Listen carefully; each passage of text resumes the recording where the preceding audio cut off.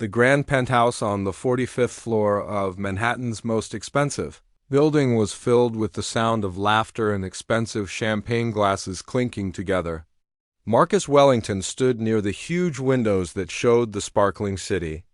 Lights below, watching his guests enjoy themselves at what he considered the most important dinner party of the year. The room was decorated with fresh white orchids that cost more than most people earned in a month, and crystal chandeliers hung from the high ceiling, casting warm light on everything below. Marcus was a man who loved showing off his wealth and power. At 42 years old, he had built a technology company that made him billions of dollars, and he never let anyone forget how successful he was. His black hair was perfectly styled, his expensive suit fit him like it was made just for his body, and his cold blue eyes always seemed to be looking for ways to prove he was better than everyone else. Around him tonight's guests were all people who could help him make even more money. There was Senator Patricia Hayes, who could change laws to help his business.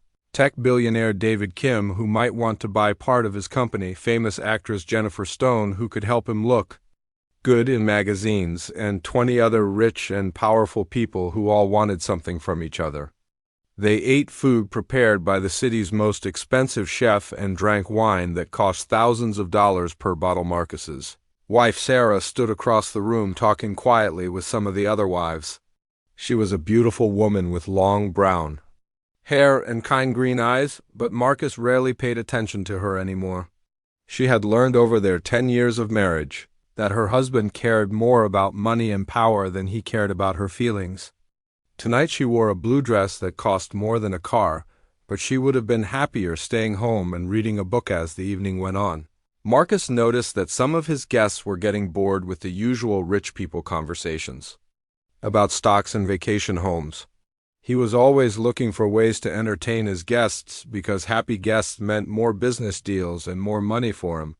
His eyes moved around the room looking for something interesting to do when he saw Helena Rodriguez was 28 years old and had been working as a maid in Marcus's building for almost 2 years. She was a small woman with dark hair pulled back in a simple ponytail and wore the standard gray cleaning uniform that all the building staff had to wear.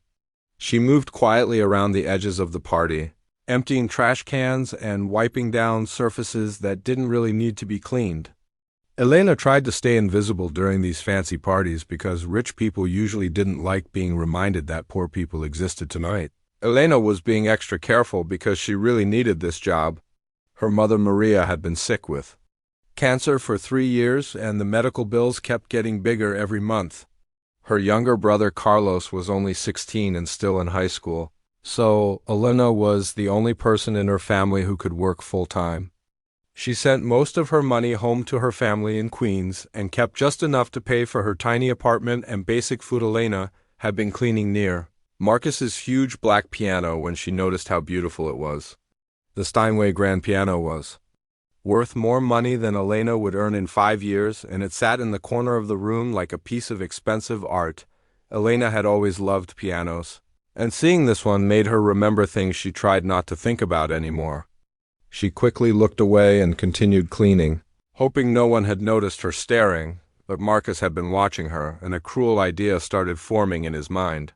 He had seen Elena many times before, but never really thought about her as a real person with feelings and dreams. To him, she was just part of the building's services, like the elevators or the heating system. Now he saw an opportunity to create some entertainment that would make his guests laugh and remember this party for a long time. Marcus walked over to his guests and raised his champagne glass to get everyone's attention. The conversation slowly stopped as all eyes turned to him, expecting him to make one of his usual speeches about how successful he was.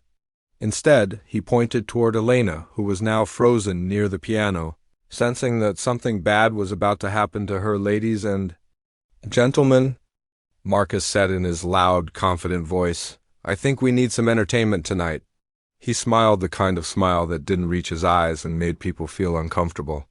"I notice our cleaning lady here seems very interested in my piano. Perhaps she would like to play something for us." The room became very quiet. Some guests looked confused, others looked uncomfortable, and a few started smiling because they thought Marcus was about to do something funny. Elena felt her face turn red with embarrassment and her hands started shaking. She had been in situations like this before where rich people made fun of poor people for their own amusement, but it never got easier. "Oh, come now. Don't be shy," Marcus continued, walking closer to Elena. "Surely someone who stares at a piano so lovingly must know how to play it. We're all dying to hear what kind of music the help enjoys." Sarah Wellington felt sick to her stomach watching her husband embarrass this poor woman. She had tried many times over the years to make Marcus understand that his money didn't give him the right to hurt other people, but he never listened to her. "Marcus, please," she said quietly. "Let's just continue with dinner," but Marcus ignored his wife like he always did when she tried to stop his cruel games. He was enjoying the attention from his guests too much to stop now. Some of them were already starting to chuckle, thinking this was going to be very entertaining. Elena stood perfectly still, hoping that if she didn't move or speak, maybe Marcus would lose interest and pick on someone else. But she knew from experience that bullies like Marcus never stopped once they had chosen their target. She thought about walking away and maybe finding another job, but she couldn't afford to lose this work. Her mother needed medicine that cost hundreds of dollars every week, and her brother needed money for school supplies. "Well," Marcus said louder, "we're all waiting. Don't keep us in suspense. Show us what you can do with that piano." Elena looked around the room at all the rich faces staring at her with curiosity and amusement. She felt completely alone and helpless, like a small animal surrounded by hungry predators. Her heart was beating so fast, she thought everyone could probably hear it. She knew that whatever happened next would change everything, but she had no idea how much her life was about to transform. With trembling legs, Elena slowly walked toward the piano that had started this whole nightmare. Elena's hands were shaking as she sat down on the piano bench that was made of the finest leather money could buy. The bench was positioned perfectly in front of the enormous black Steinway piano that Marcus had bought more to show off his wealth than because he loved music. Elena could feel 30 pairs of eyes watching her every move, waiting to see her fail so they could laugh and feel better about themselves. As she looked down at the piano keys that were made of real ivory, memories started flooding back into her mind like water breaking through a dam. She remembered being 7 years old and sitting at her grandmother's old upright piano in their small apartment in Queens. The piano was brown and scratched, and some of the keys stuck when you pressed them, but to little Elena it was the most beautiful thing in the world. Her grandmother Sophia had been a piano teacher in Mexico before she moved to America to give her family a better life. Every day after school, Elena would run home and sit next to her grandmother on the piano bench, learning to read music and move her small fingers across the keys. Grandmother Sophia would say, "Music is not about the piano, mi niña, it is about the heart. When you play, you must let your heart speak through your fingers." Elena remembered practicing for hours every day, even when her friends were outside playing games or watching television. She loved the way the music made her feel, like she was flying or painting pictures in the air with sounds. Her grandmother taught her classical pieces by Mozart and Bach, but Elena's favorite composer was Chopin because his music seemed to understand exactly how she felt inside. When Elena was 15, her music teacher at school told her parents that she had a special gift and should try to get into a good music school. Elena worked harder than ever, practicing until her fingers hurt and studying music theory until late at night. She won several competitions for young pianists and got a full scholarship to study at the famous Juilliard School in Manhattan. At Juilliard, Elena learned from some of the best piano teachers in the world. She studied pieces that were so difficult most people could never learn to play them, and she performed in concerts where important music critics came to listen. Everyone said she had the talent to become a famous concert pianist who would travel around the world playing in the best concert halls. But then everything changed when Elena was 22 years old. Her father died suddenly of a heart attack, and her mother got sick with cancer a few months later. The medical bills were huge and kept getting bigger every month. Elena had to choose between her dreams of becoming a professional pianist and taking care of her family.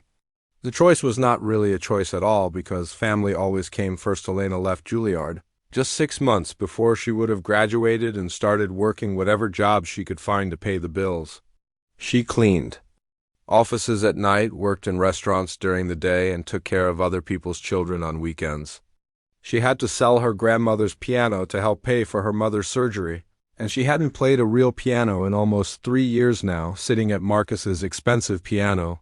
Elena felt like she was meeting an old friend she hadn't seen in a very long time.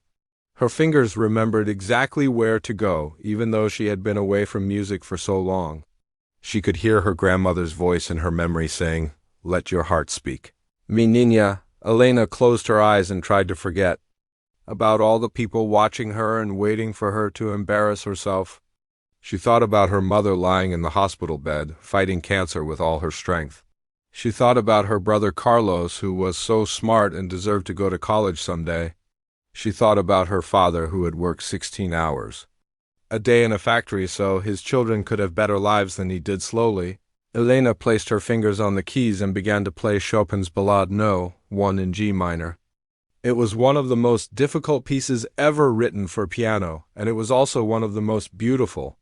The piece started very quietly, like a person whispering a secret, and Elena's touch on the keys was so gentle that some people had to lean forward to hear the music Marcus had expected Elena to play something simple and probably make mistakes that would prove she didn't belong near his expensive piano. Instead, the music that came from the piano was more beautiful than anything he had ever heard in his penthouse. Elena's technique was perfect, her timing was exact, and every note seemed to have deep meaning and emotion behind it. As the piece continued, the music got more complex and dramatic. Elena's fingers moved across the keys like dancers, sometimes soft and gentle, sometimes powerful and strong. She played with such feeling that several people in the room felt tears coming to their eyes without understanding why. The music told a story of love and loss, of dreams and heartbreak, of hope and despair. Jennifer Stone, the famous actress, stopped breathing for a moment because the music was so beautiful it made her forget where she was. Senator Hayes found herself thinking about her own daughter, who had died young, and how music like this made her feel closer to people she had lost. Even David Kim, who usually only cared about making money, felt something stirring in his heart that he hadn't felt in years. Elena poured all of her pain and longing into the music. She played about missing her grandmother and her father, about loving her sick mother and worried brother, about the dreams she had given up and the life she had lost. But she also played about hope and strength, about the beauty that still existed in the world. Even when everything seemed dark, the music built to a powerful climax where Elena's hands moved so fast they seemed to blur, but every note was clear and perfect. The sound filled the entire penthouse and seemed to make the expensive artwork and furniture fade away until there was nothing in the room except the music and the emotions it created in everyone who heard it. When Elena played the final soft notes and lifted her hands from the keys, the silence in the room was complete. Nobody moved or spoke or even seemed to breathe. Marcus stood with his mouth slightly open, staring at Elena like he had never seen her before in his life. His plan to humiliate her had failed completely, and instead he felt something he rarely experienced. Shame. Elena sat quietly at the piano for a moment, then slowly stood up and walked back toward the corner of the room where she had been cleaning. Before this all started, she didn't look at anyone because she didn't know what expression would be on their faces, and she was afraid of what she might see there. Marcus Wellington could not sleep that night after the dinner party ended and all his guests went home. He lay in his huge bed next to his wife Sarah, staring at the ceiling and thinking about what had happened. The sound of Elena's piano playing kept repeating in his mind like a song he could not turn off. He had never heard music so beautiful and powerful in his entire life, and it had come from a woman he had thought was just a cleaning lady. Sarah was also awake, lying quietly beside her husband. She knew Marcus was thinking about Elena because she could feel the tension in his body and hear him moving restlessly under the expensive silk sheets. Sarah had watched the whole scene at the dinner party and felt ashamed of her husband's behavior. She had seen the pain in Elena's eyes when Marcus tried to humiliate her, And she had seen the incredible transformation when Elena began to play. "That was a terrible thing you did tonight," Sarah whispered in the darkness. That poor woman. Marcus did not answer his wife because he knew she was right, but he was not ready to admit it out loud. He had built his whole life around the idea that money and success made him better than other people, and Elena's performance had shaken that belief to its core. How could someone who cleaned his floors be more talented than anyone else he knew for the next 3 days? Marcus could not concentrate on his work at the technology company that had made him rich. During important meetings with his executives, he found himself thinking about Elena instead of listening to reports about profits and stock prices. He made mistakes on phone calls with important clients because his mind was somewhere else on. The fourth day after the party, Marcus decided he needed to know more about Elena Rodriguez. He called the building management company and asked for her employment file. The manager was surprised because tenants usually did not care about the cleaning staff, but he sent over Elena's information anyway. The file was very basic and only contained her name, address, social security number, and the date she started working. There was no information about her past or her education. Marcus stared at the papers and realized he had never bothered to learn anything real about any of the people who worked in his building. Marcus decided to do something he had never done before in his life. He hired a private investigator named Robert Chun to find out everything he could about Elena's background. Robert was a former police detective who now worked for rich people who wanted to know things about other people. Marcus told Robert he needed the information for business reasons, but Robert could tell there was something more personal going on. It took Robert 3 days to put together Elena's complete story, and when he brought the report to Marcus's office, he looked serious and concerned. "Mr. Wellington," Robert said, "you need to understand that this woman has been through a lot of pain. Are you sure you want to know all of this?" Marcus nodded and took the thick folder that contained everything Robert had discovered about Elena's life. What he read in that folder changed everything he thought he knew about the woman who cleaned his penthouse. Elena Sofia Rodriguez had been born in Queens to parents who had immigrated from Mexico before she was born. Her father Miguel worked in a factory making car parts, and her mother Maria cleaned houses to earn extra money. Elena's grandmother Sofia had been a piano teacher in Mexico City before moving to America, and she had taught Elena to play piano starting when Elena was very young. The report contained copies of old newspaper articles about Elena winning piano competitions when she was in high school. There were pictures of her receiving awards and scholarships and quotes from music teachers who said she was one of the most talented young pianists they had ever seen. Marcus read about how Elena had gotten a full scholarship to study at Juilliard, one of the most famous music schools in the world. Marcus found copies of concert programs from Elena's performances at Juilliard. The reviews from music critics were incredible. One reviewer wrote, "Elena Rodriguez plays with the technical skill of a master and the emotional depth of someone who truly understands the language of music."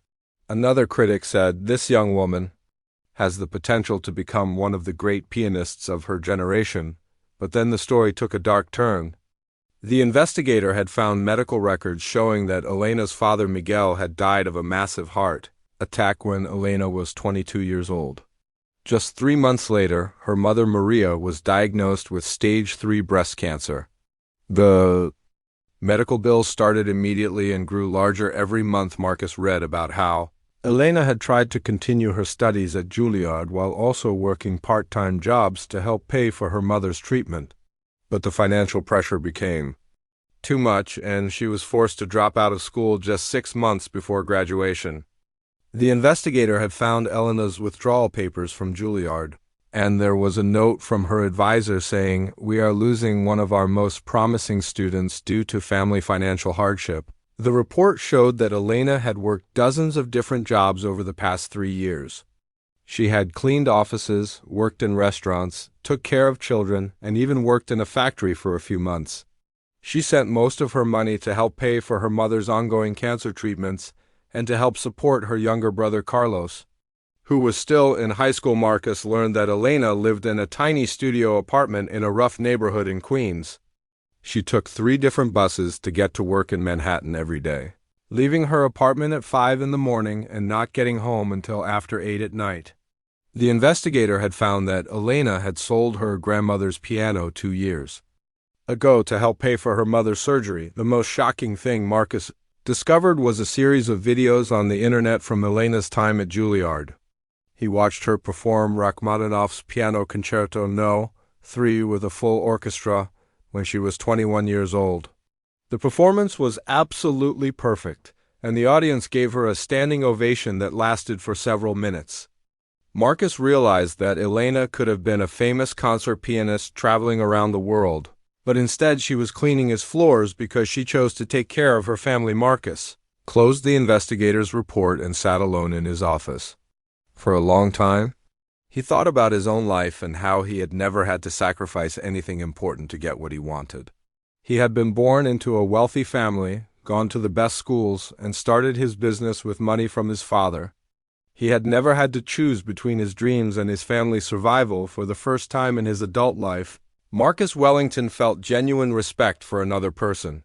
Elena had given up everything to take care of people she loved, and she had done it without complaining or asking for help.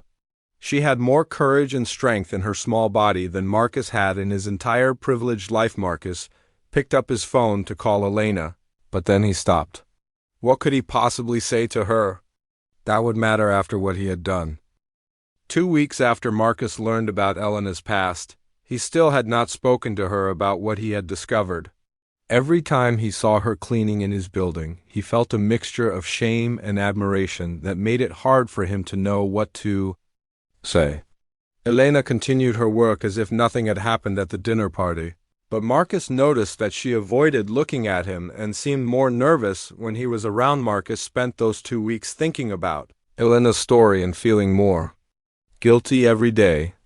He realized that his cruel attempt to embarrass her had accidentally revealed something beautiful that had been hidden from the world. He started to understand that there might be many other talented people working in jobs that didn't match their abilities, simply because life had not given them the same chances he had received. Sarah noticed the change in her husband's behavior immediately. Marcus was quieter at meals and spent more time staring out the windows instead of checking his phone for business messages. When she asked him what was wrong, he told her about Elena's background and how terrible he felt about the dinner party incident. You should apologize to her, Sarah said simply, and then you should find a way to help her get back to music if that's what she wants. Marcus knew his wife was right, but he was afraid that Elena would not want to talk to him after what he had done to her. He was also worried that she might think he was trying to buy her forgiveness with money, which was probably what he would have done in the past when he wanted to fix a problem quickly. Finally, Marcus decided he had to try to make things right. With Elena, he waited until she was working alone in the building's lobby early one morning, cleaning the marble floors before the busy day started. Marcus had never been in the lobby so early before, and Elena looked surprised and worried when she saw him walking toward her. Miss Rodriguez, Marcus said, using her last name for the first time since he had known her. I need to speak with you privately. Could you come to my office for a few minutes? Elena felt her heart start beating faster because she thought Marcus was going to fire her for embarrassing him at the dinner party. She needed this job desperately and could not afford to lose it, but she knew she had no choice except to follow him. They rode up in the elevator together without speaking, both of them feeling uncomfortable and uncertain in his office. Marcus offered Elena a chair across from his large desk, but she remained standing because she felt too nervous to sit down. Marcus had planned what he wanted to say, but now that Elena was actually there in front of him, all his prepared words seemed wrong. Miss Rodriguez, Marcus began, I owe you a very serious apology for my behavior at the dinner party 2 weeks ago. What I did was cruel and inexcusable, and I am truly sorry for trying to embarrass you in front of my guests. Elena stared at Marcus in shock because she had never expected him to apologize for anything. In her experience, rich people never said sorry to poor people, especially not for treating them badly. She did not know how to respond, so she just nodded slightly and waited to see what else he would say. I have learned about your background, Marcus continued, And I now understand that you are an extraordinarily talented pianist who sacrificed her career to take care of your family. I respect what you have done more than I can express in words. Elena felt embarrassed and angry that Marcus had been investigating her private life without her permission. You had no right to look into my personal business, she said quietly, but firmly. My past is not your entertainment. Marcus realized he had made another mistake by hiring the investigator without asking Elena first. You are absolutely right, and I apologize for that as well. I should have asked your permission before learning about your background. But now that I know your story, I want to help you return to music if that is something you would want. Elena laughed bitterly because the idea seemed impossible to her. Mr. Wellington, I have not touched a piano seriously in 3 years. My fingers have forgotten how to play difficult pieces. My technique is probably ruined, and I do not have time for music because I have responsibilities to my family. What if those responsibilities were taken care of? Marcus said carefully. What if your mother's medical bills were paid, and your brother could go to college and you could have a salary while you study music again? Elena stared at Marcus with suspicion and confusion. She had learned not to trust offers that seemed too good to be true, especially from people who had already hurt her. Why would you do that for me? What do you want in return? Marcus had expected this question, but he still struggled to answer it honestly. I want to do it because I was wrong about you, and I want to fix the damage I have caused. I also want to do it because the world needs to hear your music, and I have the power to make that happen. And what happens when you get bored with this project? Elena asked. What happens when helping me is no longer interesting to you? My family cannot survive on promises that might disappear. Marcus understood why Elena did not trust him, and he knew he had to prove his commitment was real. I will set up a legal contract that guarantees support for your family regardless of what happens between us. You will not have to depend on my good intentions. Elena felt overwhelmed by the offer and by the emotions it created in her heart. Part of her wanted to grab this chance to return to the music she loved more than anything else in the world. But another part of her was terrified of hoping for something that might be taken away from her again. I need time to think about this, Elena said. And I need to talk to my mother and brother before I can give you an answer.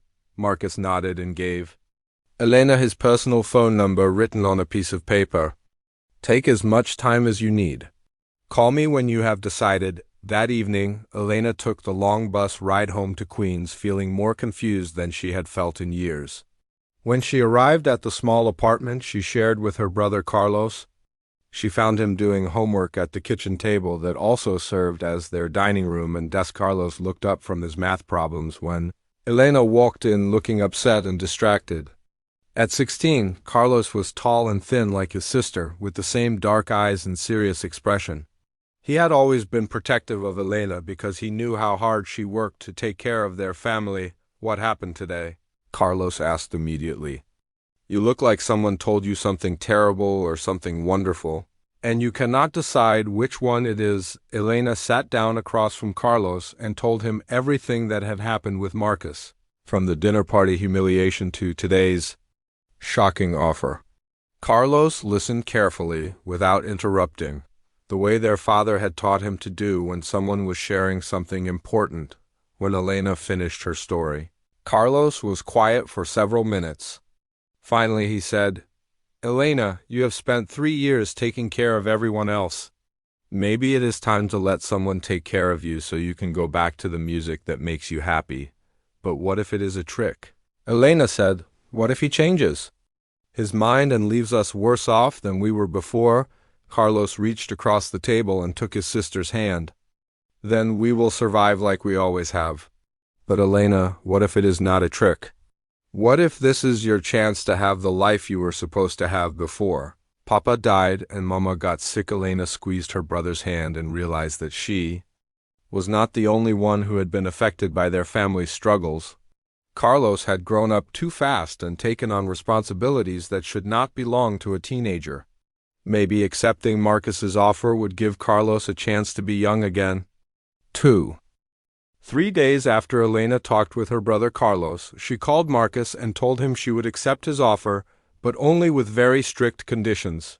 She wanted everything in writing. She wanted to meet the piano teacher he had mentioned, and she wanted to start slowly to make sure this arrangement would really work for everyone involved. Marcus agreed to all of Elena's conditions and arranged for her to meet Professor Catherine Chun, who had been teaching piano at the Manhattan School of Music for 20 years.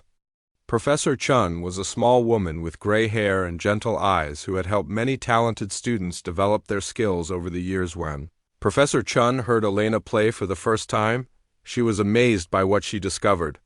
"Your technique needs work because you have been away from serious practice for too long," Professor Chun told Elena honestly. "But your musical understanding and emotional connection to the music are extraordinary. With hard work, you can become even better than you were before." Elena began taking lessons with Professor Chen 3 times a week while still working part-time to help with her family's expenses. Marcus had arranged for Elena's mother's medical bills to be paid directly by his company, and he had set up a trust fund to pay for Carlos's college education. Elena was grateful but also determined to earn her success through her own hard work. The first months of returning to serious piano practice were more difficult than Elena had expected. Her fingers were stiff and slow, her stamina was weak, and she felt frustrated when she could not play pieces that had been easy for her years earlier. Many times she wanted to quit and go back to her cleaning jobs because at least that work was something she knew she could do well. But Professor Chun was patient and encouraging, and slowly Elena's skills began to return. She practiced 4 hours every day, starting before sunrise and continuing after her other work was finished. Her fingers became strong and flexible again, her timing became precise, and most importantly, her confidence began to grow. Marcus watched Elena's progress from a distance, careful not to interfere with her lessons or make her feel like he was controlling her musical development. He had learned from his past mistakes and understood that Elena needed to feel ownership of her success. But privately, he was amazed by Elena's dedication and determination. After 6 months of intensive study with Professor Chun, Elena was ready to perform in public again. Marcus arranged for her to give a recital at a small concert hall in Manhattan, with tickets available to anyone who wanted to attend. Elena was terrified because she had not performed for an audience in over 3 years, but she knew this was an important step in her return to music. The night of Elena's recital, she stood backstage in a simple black dress that Sarah Wellington had helped her choose. Her hands were shaking and her heart was beating so fast, she thought everyone in the audience would be able to hear it. She thought about her grandmother Sophia and her father Miguel, wishing they could be there to see her return to the stage. When Elena walked out onto the stage and saw the piano waiting for her under the bright lights, she felt like she was coming home after a very long journey. The audience included Professor Chun, some students from the music school, a few music critics, and Marcus sitting quietly in the back row where Elena had asked him to sit. Elena had chosen to perform Rachmaninoff's Piano Concerto No. 3, one of the most difficult and beautiful pieces ever written for piano and orchestra. She would be playing with a full symphony orchestra, and the piece required incredible technical skill as well as deep emotional expression. As Elena began to play, all her nervousness disappeared and she became completely focused on the music. The concerto started with a simple melody that grew more complex and dramatic as it continued. Elena's playing was powerful and precise, but it was also filled with all the emotions she had experienced during her years away from music. The audience was completely captivated by Elena's performance. Her technique was flawless, but more than that, her playing had a depth and maturity that came from having lived through real hardship and loss. She played with the wisdom of someone who had sacrificed her dreams and then found the courage to pursue them again. When Elena played the final triumphant notes of the concerto, the audience rose to their feet and applauded for several minutes. Many people had tears in their eyes because the music had moved them so deeply. The orchestra musicians, who had played this piece many times before with different soloists, were amazed by Elena's interpretation and joined in the standing ovation after the concert. Elena was surrounded by people who wanted to congratulate her and tell her how much her performance had affected them. Several music critics approached her to schedule interviews, and two different concert managers offered to represent her for future performances. Marcus waited until most of the crowd had left before approaching Elena. When he reached her, he did not know what to say because he felt overwhelmed by what he had witnessed. Finally, he said, "Thank you for letting me be part of your return to music. Your performance tonight was the most beautiful thing I have ever experienced." Elena looked at Marcus and realized that both of them had been changed by their journey together. Marcus was no longer the arrogant man who had tried to humiliate her at his dinner party. He had learned about compassion and respect, and he had used his wealth and power to help someone else achieve their dreams instead of just making himself feel important. "Mr. Wellington," Elena said, "I need to thank you for giving me this opportunity. But I also need to tell you that I forgive you for what happened at your dinner party. That night was terrible for me, but it also led to this moment, and I would not trade this moment for anything." Over the next year, Elena's career as a concert pianist grew quickly. She performed with orchestras in New York, Boston, and Washington, and music critics praised her as one of the most exciting new talents in classical music. She never forgot where she had come from or the struggles her family had faced. Elena used her success to help other talented musicians who were facing financial difficulties. She started giving free piano lessons to children in her old neighborhood in Queens, and she worked with Marcus to create a foundation that provided scholarships for students who could not afford to attend music school. Marcus also transformed his life after learning about Elena's story. He sold his technology company and dedicated himself to supporting young artists from disadvantaged backgrounds. He learned that using his wealth to help others achieve their dreams was much more satisfying than simply accumulating more money and power. Sarah Wellington was proud of the changes she saw in her husband. Marcus became more humble and caring, and their marriage grew stronger as they worked together on charitable projects. Sarah often said that Elena's piano playing that night had not only revealed Elena's hidden talent, but had also revealed the hidden goodness in Marcus's heart. Elena's mother, Maria, recovered from her cancer and was able to attend all of Elena's concerts, sitting in the front row with tears of pride in her eyes. Carlos graduated from high school with excellent grades and received a full scholarship to study engineering at Columbia University 5 years after that night when Marcus had tried to humiliate Elena at his dinner party. Elena was performing at Carnegie Hall, the most famous concert venue in America. As she sat at the piano before beginning her performance, she thought about her grandmother Sophia and remembered her words. "Music is not about the piano. Mi niña, it is about the heart." Elena smiled and began to play, letting her heart speak through her fingers to an audience of 2,000 people who had come to hear her music. In the back of the concert hall, Marcus and Sarah Wellington listened with joy and pride, knowing they had played a small part in bringing this beautiful music to the world.